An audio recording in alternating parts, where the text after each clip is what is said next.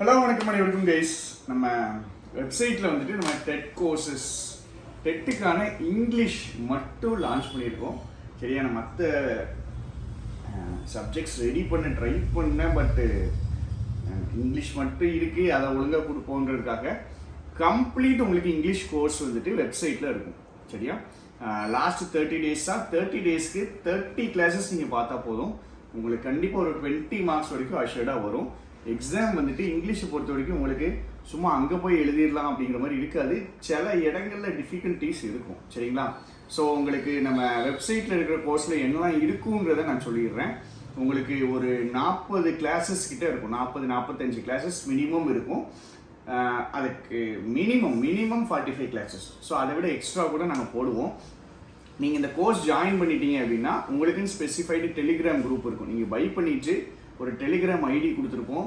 அந்த டெலிகிராம் ஐடியில் போய்ட்டு நீங்கள் மெசேஜ் பண்ணிங்கன்னா உங்களுக்குன்னு தனி குரூப் வச்சுருப்பாங்க. நம்ம வெப்சைட் வந்துட்டு abidsirenglish.com abidsirenglish.com அப்படிங்கிற வெப்சைட்டு கீழே டிஸ்கிரிப்ஷனில் லிங்க் இருக்கும். நீங்கள் பார்த்துக்கலாம், பை பண்ணிக்கலாம். 6 to 10th கோர்ஸுக்கான solved PDF 6 to 10th full and fully உங்களுக்கு சால்வ் பண்ண பிடிஎஃப் கையில் கொடுத்துருவாங்க. கான்செப்சுவலாக உங்களுக்கு கிராமர் ஒரு ஃபுல் ஓவர்வியூ 100% உங்களுக்கு கிடச்சிடும். சரியா, அது நான் உங்களுக்கு அஷூரன்ஸ் தரேன். கிராமர் வந்துட்டு உங்களுக்கு இன்ட்ரெஸ்டாக இருக்கும், பிடிச்சி நீங்கள் படிப்பீங்க. உங்களுக்கு அதில் ப்ராப்ளமே வராது. ப்ரீவியஸ் இயர் கொஸ்டின் பேப்பர் நாங்கள் போட்டிருக்கோம். டெட்டுக்கான 19, 17, 13 வரைக்கும் இருக்கிற கொஸ்டின்ஸ் வந்துட்டு நம்ம போட்டிருக்கோம்.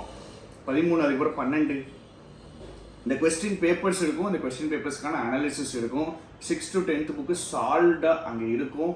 மற்ற கான்செப்ட்ஸ் எல்லாமே கான்செப்டுவலாக தனித்தனியாக பிரித்து வீடியோ போட்டிருக்கோம். இப்போதைக்கு ஒரு 15 வீடியோஸ் அப்லோட் பண்ணியிருக்கோம். இன்னொரு 15 வீடியோஸ் ஸ்லோவாக அப்லோட் பண்ணிடுவோம். டெலிகிராம் குரூப் கொடுத்துருவோம். அந்த டிஸ்கஷன் இருக்கும். உங்களுக்கு தெரிஞ்ச ஸ்டூடெண்ட்ஸ் இருந்தாங்கன்னா சொல்லுங்கள். ப்ரைஸ் வந்துட்டு 499. சரிங்களா, ஸோ 1 month தான் இருக்குங்கும் போது நாங்கள் 499 தான் வச்சுருக்கோம். கண்டிப்பாக நீங்கள் கொடுக்குற அமௌண்ட்டுக்கு அது ஒர்த்தாக தான் இருக்கும். அது நான் உங்களுக்கு ப்ராமிஸ் பண்ணுறேன்.